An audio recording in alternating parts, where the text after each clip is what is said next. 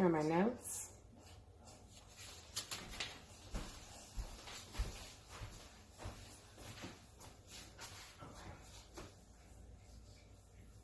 All right, hi, my name is Valerie. We're going to talk about executive functioning skills.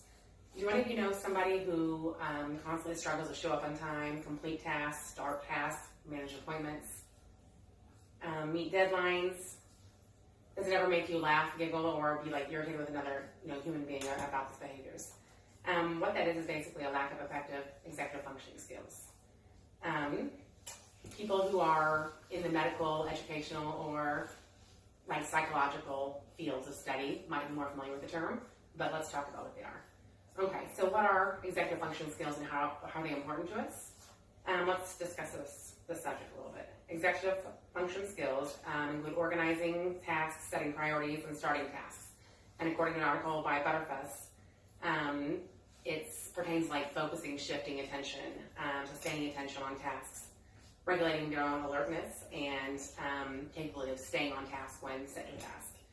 Checking, like managing self-management, checking their own emotions, regulating themselves. It also affects working memory function skills, info recall, self-monitor, like impulsivity control. And that's according to the developingchild.edu article there. Now we talked about what executive functioning skills are, and let's talk about some labels and terminology where we find like deficits in executive functioning skills. Key diagnostic points for executive functioning skills are individuals with attention deficit hyperdisorder, individuals with autism spectrum disorder, and other individuals who have experienced like extreme abuse, neglect, toxic stress, severe domestic violence situations. So you'll see those present in individuals with those diagnoses or struggles. Now that we've talked about labels and where you'll find executive functioning skill disorders present, let's talk about the areas of life that they actually affect. A lack of executive functioning skills affect a lot of areas in life. Lots of those are like daily living tasks, like dressing, showering, hygiene routines, keeping up with planning time to eat your meals, cleaning home, tasks like that. Then with like children at school, it affects their turn taking, impulse control, transitioning from one activity to the next activity, starting homework tasks, keeping on homework tasks, completing those tasks. Also, losing items, like I say, their pencil, their notebook, their binder. They are constantly unable to recall that information about where they set items.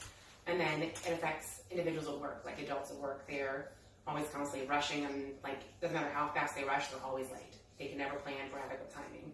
And according to understood.org, an article there, it affects these areas in life. And with work, like attitudemag.com, finishing tasks, getting in trouble, or being reprimanded for not being able to complete tasks that were assigned to that worker or that employee. Time management, so breaking out your entire day or your 2 weeks of projects and effective planning for those times.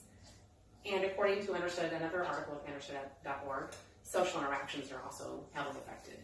Poor relationship skills, like interpersonal, conversational, like creating a relationship, enduring, keeping a sustained relationship with another individual.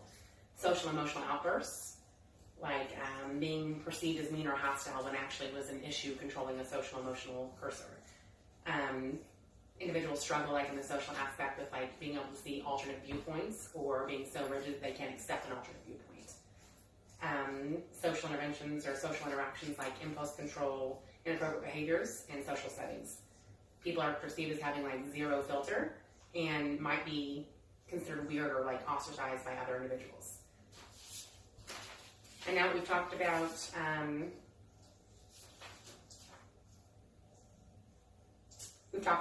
what executive functioning issues are, the labels that you might see them present, and the areas of life that they're affected. Let's recap what we've kind of discussed here.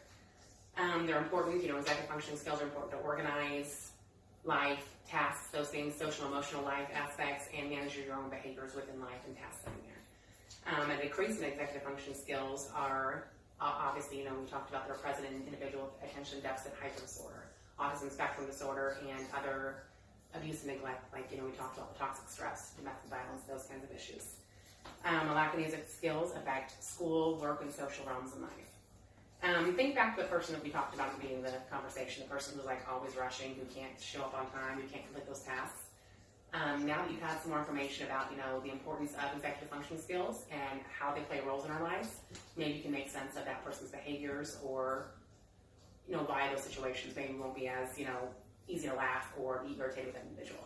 Now that you have those skills or that information, maybe you'll recognize those areas of life or the importance that they play a role there. Thanks for listening.